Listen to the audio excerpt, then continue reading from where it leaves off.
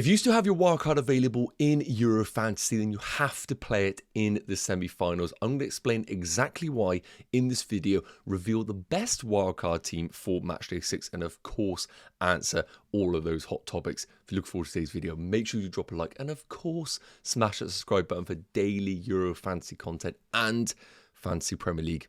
Enough waffling, let's get into today's video. So first up, why should you play a wildcard in matchday 6? Well, the first reminder that we need to give ourselves is that we only have 2 match days left to play it. Matchday 6, which we're currently in, and matchday 7. So the first point is that you have a larger pool of players to select from right now. We of course have 4 teams left in the competition, and when you are playing your wildcard, I think it is way more enjoyable and actually more beneficial to use it when there's still a few players available that other managers might not necessarily go towards. It gives you a couple of differentials that can help you go through the overall ranks. Once we get to matchday 7, the final, let's be real, we're all going to have pretty much the same team because we can only select from a small amount of players that are actually going to start for the respective team. So I prefer wildcarding when we have a bit more of a larger pool of players. Now, the main reason being, and what a lot of Euro Fantasy managers are forgetting, is that in matchday 7, the final, we can only have 11 players. Of course, we're building a squad of 15, but the way Euro Fantasy works is that each day that we have in a match day, we can make manual substitutions. Hopefully you know that already.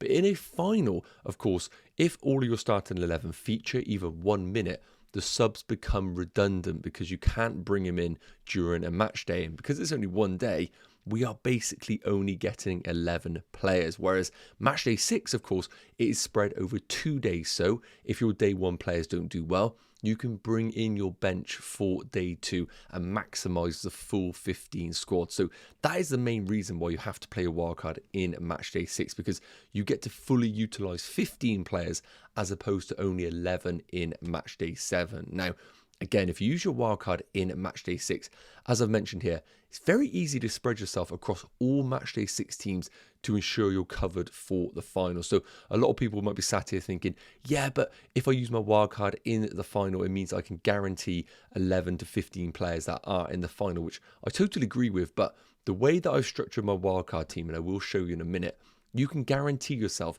with the 5 free transfers, and remember, we get those in the final, you can guarantee yourself whatever wildcard team you go towards, you can have a starting 11, as long as we don't have any suspensions, for example. So I think the question of using the wildcard in matchday 7 for guaranteed players is actually a little bit redundant, because the strategy that we're going to use in this video will guarantee you a starting 11 with the 5 free transfers. So for me, a wildcard has to be used this week. Let's go into a bit more of a deep dive on this subject. So now that we've established we have to play the wildcard in matchday 6, let's go through a few essential tips that I would advise when you are building your squad before we get into the actual best matchday 6 wildcard team. So hopefully you know already the 4 teams that are remaining in the Euros. Spain versus France, which is going to be on the Tuesday, day 1, and on day 2, Netherlands versus England. So the first thing we need to remember is that if you're going to wildcard in matchday 6, which again I really do advise, you've got to spread yourself across all 4 nations. Do not be hedging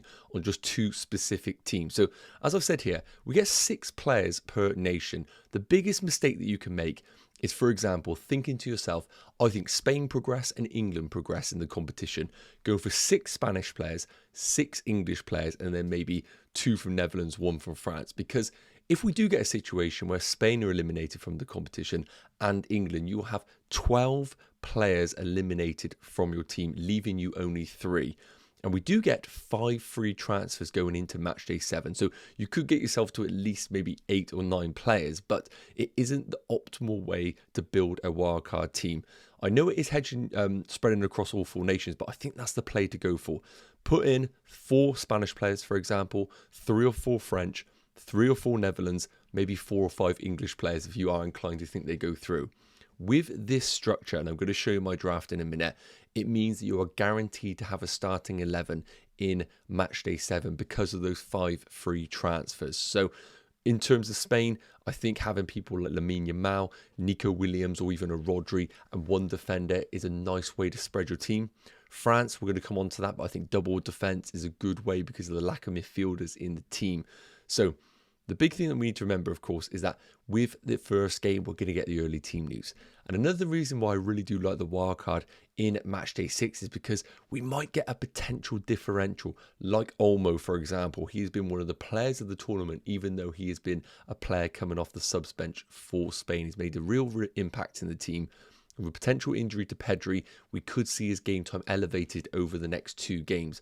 The one thing that we do need to note is we can't be buying players that we think are risks for the final, because of course we are going to be prioritising our free transfers in the final to get rid of the players that have been eliminated from the competition. We don't have the luxury to, for example, bring in a player like a Jesus Navas who might play right back in the absence of Carvajal. But then if Carvajal comes back into the team in the final, you've got an issue with Jesus Navas in your side. So go for differentials by all means, but make sure there are players that could realistically play in the final, because otherwise you're going to be using a free transfer on a player that's still in the competition, and that really isn't an optimal way to do so. So just to conclude this section, I think you have to spread yourself across all 4 teams. 3 or 4 from each nation is the best way to go, and of course I'll cover that in a minute. And make sure you're not going for players that are really risky for minutes in the final. But I do think people like Olmo, if we do get Spanish team news early, which we will, are great investments in your team. So finally, the matchday 6 wildcard team. And first up, of course, we have the goalkeepers, where I've gone for Spain's Simon and England's Pickford. Now, of course, you probably know by now, but it's really important. Well, it's essential that you pick goalkeepers that feature on different days. And we've got that with this combination. Simon on the first day, Pickford on the second. So at least if Spain don't keep a clean sheet, we can bring in Pickford. The reason I'm going for Simon in goal is because I think right now with Spain's defenders, a lot being suspended with Carvajal and their centre-back, I don't really feel that inclined to go for the double-up in terms of defenders. So I think having the goalkeeper is actually the right move to go for. And with France actually struggling to score goals in this competition, wouldn't be surprised if that game went the distance or maybe to penalties, and we could see Simon pick up at least an accumulation of saves in that game. So I really do like Simon in goal, and Pickford, of course, I'm going to be back in England in this game, but let's be real. We just want saves in this points. And then if we can get a clean sheet, it is an added bonus in this team. So moving into defenders, and again, as we spoke about, we are spreading this team across all 4 nations. Now, as we already spoke about in previous videos, France offer no midfield options whatsoever. So we're going to go for the double up in defence of Jules Koundé and William Saliba. I also think Theo Hernandez is a brilliant option, but as we've seen in this competition, ball recoveries are so important in this game. They actually do elevate the centre-backs more than the full-backs, because it's very rare we actually see full-backs get assists or goals in this game. It isn't like FPL, for example. So I think Koundé and Saliba are brilliant options, and we know their game time is going to be guaranteed, but I could say the same about Theo Hernandez as well. Mark Guy is currently in. However, I am going to keep an eye on what potentially might be happening with this England team, because I do believe Consta had a fantastic game and equally was good as Guy in this England side for the semi-finals. But I think Guy has been one of England's most important players, so I do expect him to come into this team. And as I mentioned, ball recovery is so important as an aspect for delivering returns. De Vrij is going to be in for Netherlands. Now, again, a player, I think you could pick anybody. Van Dijk, De Vrij. You could go for Ake, but he has had a few early substitutions, and we know the risk coming with Dumfries. So I'm just going to go for De Vrij because I just think he's a good value pick at 5 million. Is he going to get goals? Probably not, but he is decent for the ball recovery aspect at least. And he did pick up player of the match in the quarterfinals, so he does have that capability as well. And last up is going to be Cucurella. We have the injuries to Spain, the suspensions with Carvajal and their centre-back. So I think Cucurella is the only pick we can really confidently go for in that Spanish backline. As I mentioned, Jesus Navas, perfectly fine, but is he definitely going to play in the final if they were to progress there? And I don't think the answer is yes. I think Carvajal comes straight back in. So we want a player that is guaranteed to start the semis and the final. And Cucurella is that man. So spread across the team, right now we currently have 2 French, we have 2 Spanish, we have 1 Netherlands, and we have 2 English. Let's move into the midfielders. Take a look at the midfielders for Matchday 6 wildcard team, and we have got, first and foremost, Spain's Olmo. Now, as I said, we are going to get the Spain news before the Matchday 6 deadline, and if there is any doubts about Olmo in that team, then of course he will not be in this wildcard draft. The one thing I have said before, and of course it is slightly contradictory, is that we don't want to pick players that are risks for the final. And one could argue if Olmo starts the semi-finals, there is still a risk that he might not play the final, and I do get it. I think it's going to be completely about your rank, and if we do get the news that he starts. If we do, I think Olmo is a brilliant option for our wildcard teams, just to be slightly more different. But I think a safe option is going to be Rodri. We've seen a lot of the games go the distance into extra time. I think with Rodri, we know he's going to play every single minute. We know that he is a ball recovery monster. And of course, he still has some influence in the Spanish attack. So I think Rodri is a really safe bet. And as I spoke about, ball recoveries in this game are actually becoming more and more important with it being such a quiet tournament for attack and return. So really like Rodri as a safe bet. Moving into the other midfielders, we have double England with Bukayo Saka and Jude Bellingham. I definitely can make an argument here to say go for Declan Rice, who again is going to have guaranteed game time and ball recoveries. And we've seen from long range, he still offers them threats, and we get an additional point for goals scored outside the box. But I want to be a bit more adventurous with my picks. And I think Saka and Bellingham are the two that I want to go towards. I think Phil Foden is fine, but I could also see an early substitution. I think his position is the one that's up for grabs right now. I think Saka and Bellingham are two players that will play the full 90 and extra time if it was to go that deep, which I'm praying it isn't as an England fan. So more than happy with those midfielders. And last up was Xavi Simons. I need to do a bit more research to see whether his positions may be up for grabs in this team. But I think he's been impressive when he has featured. And again, with that balance, it means that I've got myself spread across 2 Spain, 2 England, and 1 Netherlands. As I spoke about before, I don't really feel that inclined to go to any French midfielders. They don't offer that much value. And finally, the wildcard forwards, and you will be shocked to know there is no Harry Kane currently in this draft.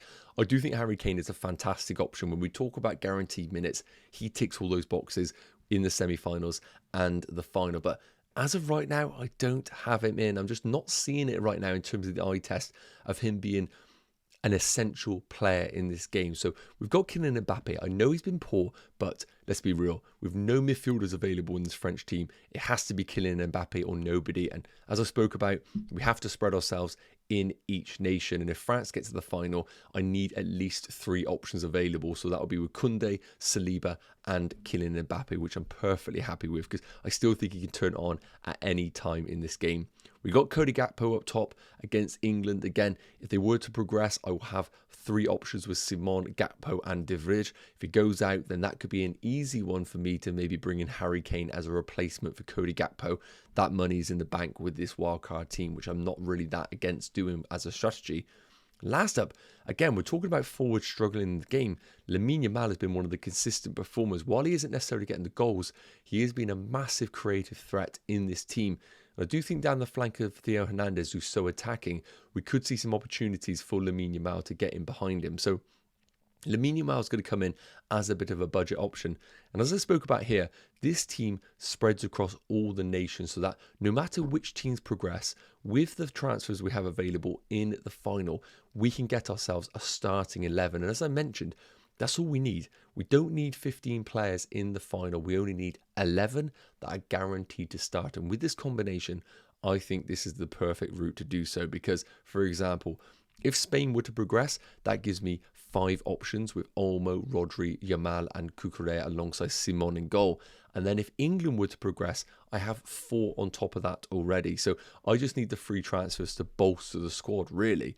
The worst case scenario in this squad would probably be if France were to beat Spain and the Netherlands were to beat England, because I would only have 3 French and I would only have 3 Netherlands. However, with the 5 free transfers available, upgrading that 6 to 11 is actually quite an easy task to do so, and I know I'd have a lot of funds available. So even in the worst case scenario of France and Netherlands reaching the final, the 5 free transfers available will still get us to a starting 11, and that matches any sort of wildcard that you would do in match day 7. And that very reason is why you have to play a wildcard in match day 6. Yes, guys, okay, that is going to wrap up today's match day 6 wildcard team video. I really hope it's provided some value. And of course, if you haven't had your questions answered, please do get them in the comment section. I'll be sure to answer them between now and the end of the day.